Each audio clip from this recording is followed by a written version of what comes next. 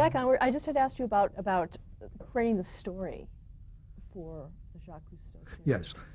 Um, the first approach to the undersea world of Jacques Cousteau was started with Calypso log idea. And Rod Serling's narration always starts with, on the log of Calypso, January so-and-so, we met this, we ran into this, or Calypso was traveling in such and such area, So that kind of carried the story like a Hellstrom Chronicle, carrying the Hellstrom Chronicle story.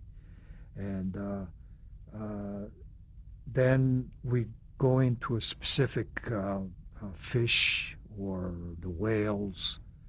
Then that's where the researchers, we had a tremendous help from the researchers, that makes the story, because you can't just talk about the fish or whales or sharks without story. What is, and also certain knowledge about the background of, the facts about the sharks or facts about the whales, and tied it into the Jacques Cousteau and his crew and what they're observing, and with his theme about the demystification, work into a story.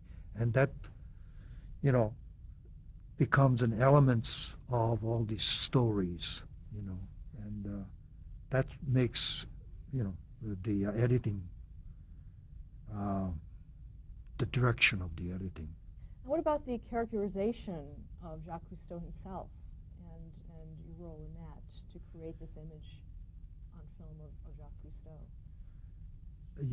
We had a problem. It was actually the discussion among the producers and editors. How are we going to present this to the audience? Who is Jacques Cousteau? And we ended up saying he's the explorer and the inventor of the diving equipment. And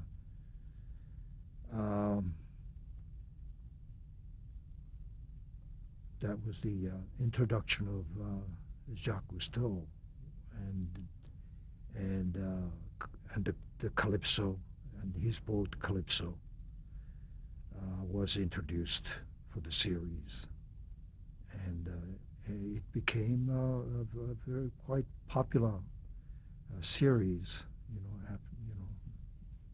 in 1960s. What about his? Where did the name Calypso come from? Well, the Calypso is Jacques Cousteau acquired Calypso from I think it's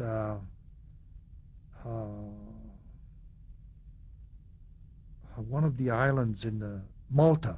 The Calypso was built in Seattle during the Second World War as a minesweeper, and after the war, it was found in the island of Malta, and the Calypso. It was named Calypso at that time when Jacques Cousteau acquired it, and Jacques Cousteau converted that Calypso into research ship with the Faunet, which is false nose. There's observation chamber was added to it, and that's how the Calypso was made for Jacques Cousteau. Did you ever go on any of the expeditions yourself? Yes, I have. Because of the early period of Cousteau series, we had so many technical problems with the films, the film speed and the sound speed and the logging in problems, identification, so much problems. Jacques Cousteau, after seeing the first early dailies, that he realized that there is just a complete lack of understanding of how the Calypso is ran, and all the diving operations and so forth was not known to us. So Cousteau and the Walper Company sent me to onboard Calypso. They were doing the treasure, in search of treasure, sunken treasure show at that time in the Caribbean. And I was sent over there mainly to do to exchange, to observe their operations and tell them all the film terms that we use in America, like, for instance, sound. We want some ambiance or wild sound, without, not the camera running, just a sound only. And they were all announcing this in French. And if you could, announce it in, this is a wild sound. And then we received those dailies, and when I got back to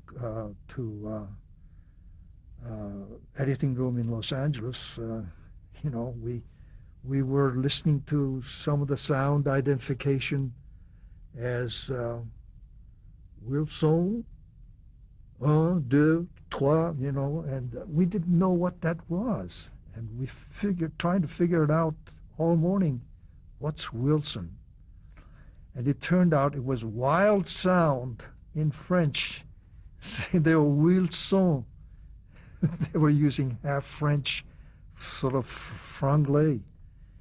And so anyway, I was sent to onboard Calypso, and that's where I first dove into 50 feet underwater. And the first thing I saw underwater was shark coming right at me. And I kind of little panicked, and I pointed that to the divers, and they just shrugged. It's nothing, and they just punched him, on their nose, on the shark's nose, and they swam away. And that was my first dive underwater, and I observed all the operations, and I didn't realize the Calypso was not really that big, and it was very noisy. The engine running all hours of the day, and I realized that they have to shut off the engine to shoot filming sequences, dialogue sequences. And I didn't know. I didn't know they had to do all that problem, shut off the engine and everything. And so I learned quite a bit about the operation. What about Cousteau himself in terms of his on-camera persona?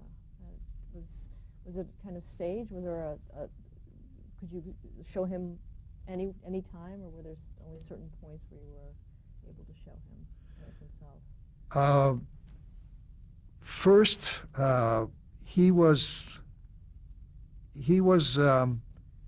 had many experiences being on camera, of course, from the silent world and World Without Sun, but it was kind of a 1950s, European style, and he was very kind of stern figure, and but for the television, he was kind of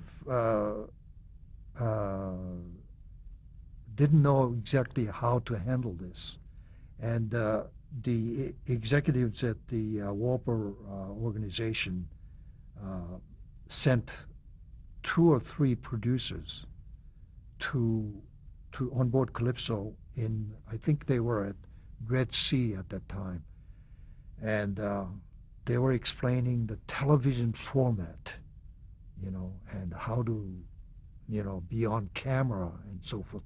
But Jacques Cousteau didn't want to, he would rather do it his way, and he didn't want to. Well, I will listen to you, but I don't understand all this teaser, Act 1, Act 2, Act 3, epilogue. Okay, he will do it. And in the first shooting in those days, Jacques Cousteau came up. He didn't quite get that, Act 1, Act 2, and so forth, and when he's going to be on camera. And they were shooting, in one sequence, they were shooting whales. They found the whales, mother and baby whales going, and they were all excited, and they, okay, we're going to shoot that. He was directing, well, you have to shoot, that's the baby, and shoot that. And okay, and and he turns around to the camera and says, yes, that was the baby following the mother, and now we are at the end of Act 1. And that's, he thought that was the on-camera thing, and but with many experiences, in the sound stage like this, and he's really became, after few trials, and he did very well, and but he has that wonderful persona, that, he really looked like a man, in his close-ups, looked like a person who's looking at the future, an explorer, and so it worked out very well. And the editing too. I mean, when you look at it, there is a rhythm to the editing of those shows. Can you talk about that? Well, there's a rhythm in every show that editors have certain rhythms, and the difference in the rhythms, especially Underwater, the Jacques Cousteau show. We found out that you cannot cut underwater shows, cut like that.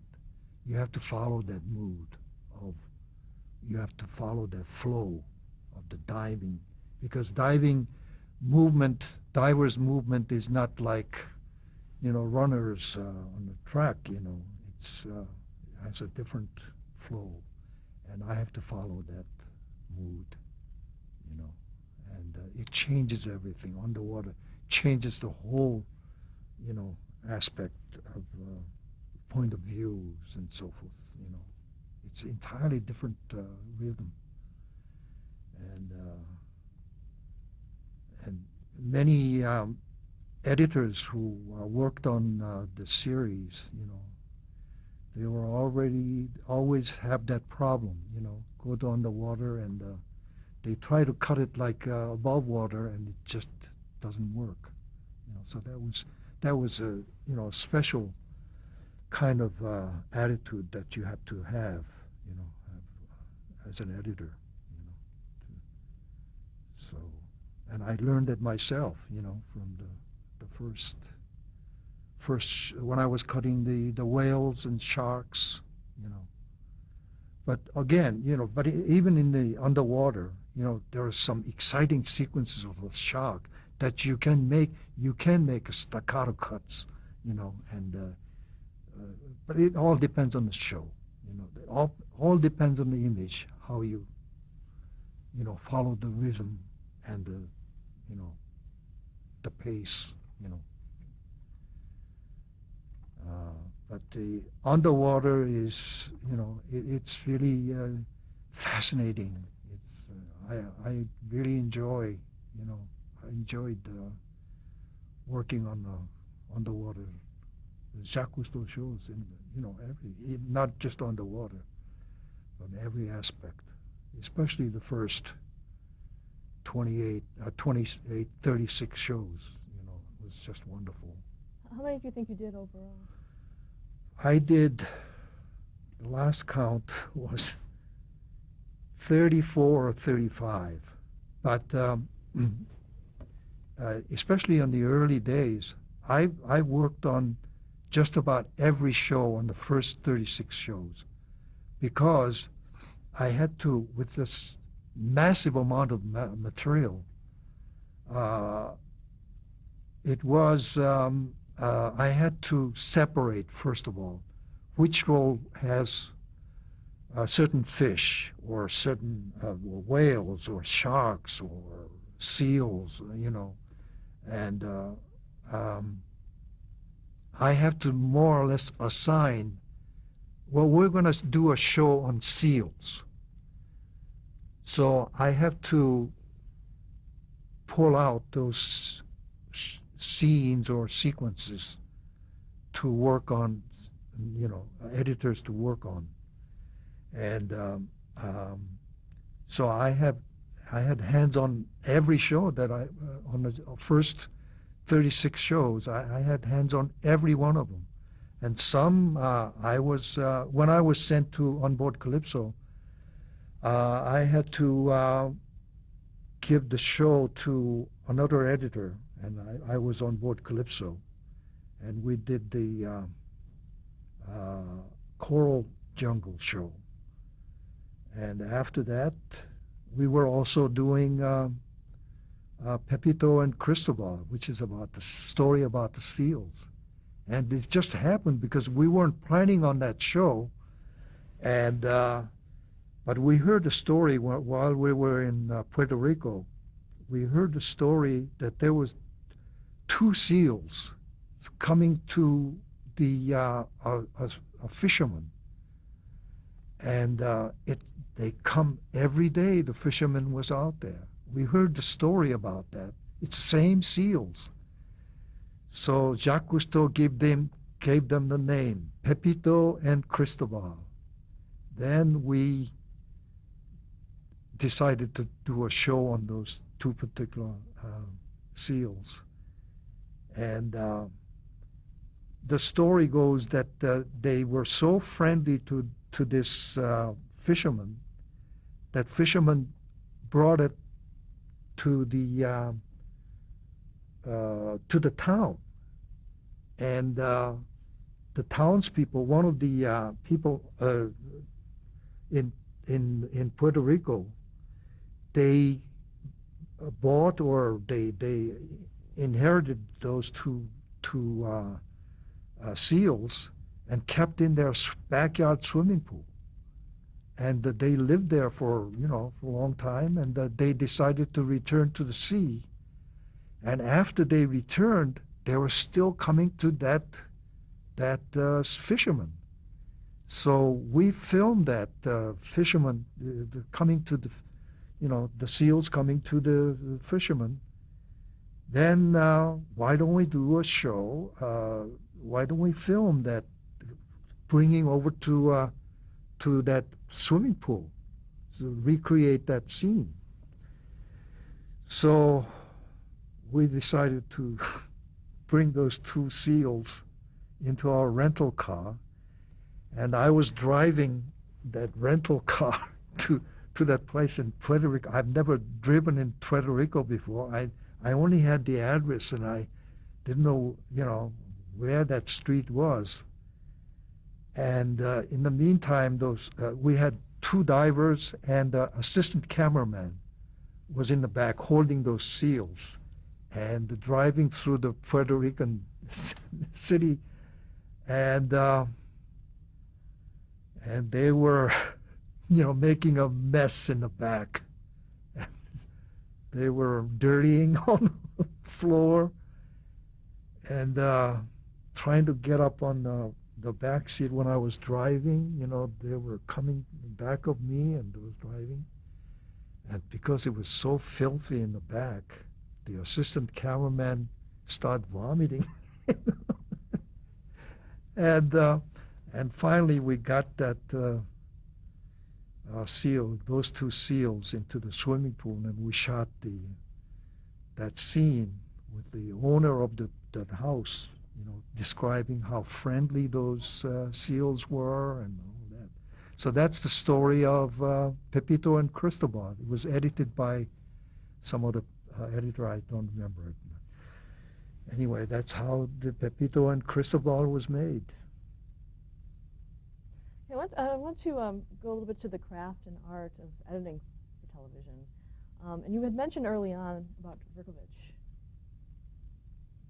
I'm sorry? You had mentioned early on about Verkovich and... Oh, Verkovich. Yes. Yes. When I was working with Art Swerdloff and Lou Stillman, I was introduced to Verkovich theory.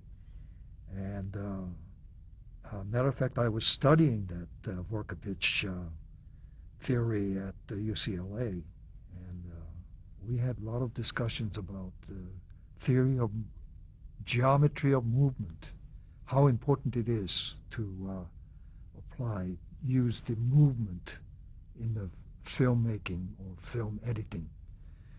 And that was, a wonderful, theory that I learned from especially Art Swerdloff, who was my editor at that time. And he was describing to me, I was looking, behind, over his shoulder, all his theory of movement, how important it is. He was describing about beer mug theory, which is if you throw on the bar, if you throw a beer mug, one direction, on the other angle, how are you going to pick up, where you pick up, and it becomes a cut, wonderful cut. And, those are the basic theories of cut editing on the movement, and I applied that to, many of my, all my editing, what I learned in those days, looking over Art Swerdloff's shoulder, that was Verkovich theory, His theory is that the human beings, from the childhood baby on, why does crying baby stop crying when you, what do you call it? Swing or cradle, and that's inborn within us, the movement, So, I apply that to. Is there one thing that you applied it to that you're just very proud of, that you think, wow, this is where I really got it? Oh, well, there's so many, so many, from one movement into the another, and I apply that, just about every cut I make. I always have that in mind, the movement, importance of movement, and that's my theory, my style, and.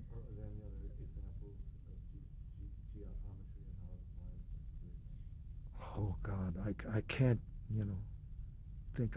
There's just so many. Every cut I make is, I always think of that beer mug crossing and picking up from the other angle, But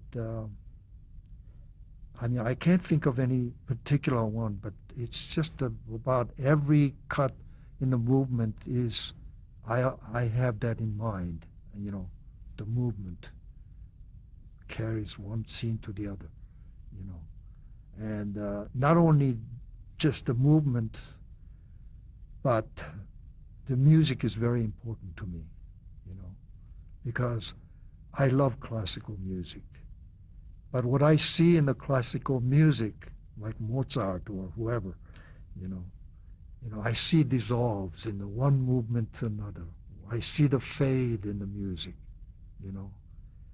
I see all kinds of uh, image, changes in an image, Music is and also the writing and the rhythms, you know.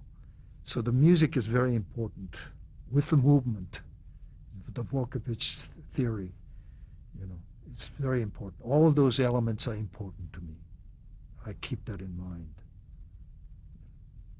Talk a little bit about also your processes involving special effects and that kind of a thing. How important are those to what you've done?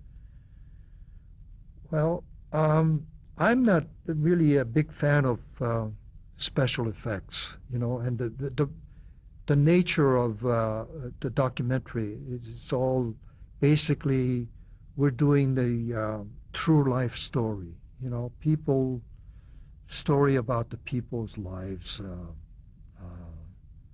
or science, or undersea world or whatever it is. I deal mostly with the people without the makeup, and so is my editing style. It rarely involves any special effects unless it's a like a Hellstrom Chronicle. You see the extreme close-up of the ant. You can see the hairs on the ant, or flying moth, that the movement is so slowed up, the special effects, it shows you the movement of the wings, moving. Those special effects, I love to do, I love to use those, but not, in all my editing, all the shows that I worked, I remember one time I used a wipe once, and that was in the Jacques Cousteau show. And Marshall Flom, who was the producer, and he is, against all these wipes and things, and he was very nervous when I used one wipe. All my career, editing career, I used one wipe. And I would use it now more, nowadays. But in those days, it was kind of a no-no, Even the dissolves were kind of, I love dissolves. But like, I talked about the Walper sitting with me and the metamorphosis of the butterfly, Why do you use the dissolve? Use the cuts, And I use the cuts and it works just as well, And Okay, let's stop there and change the tape.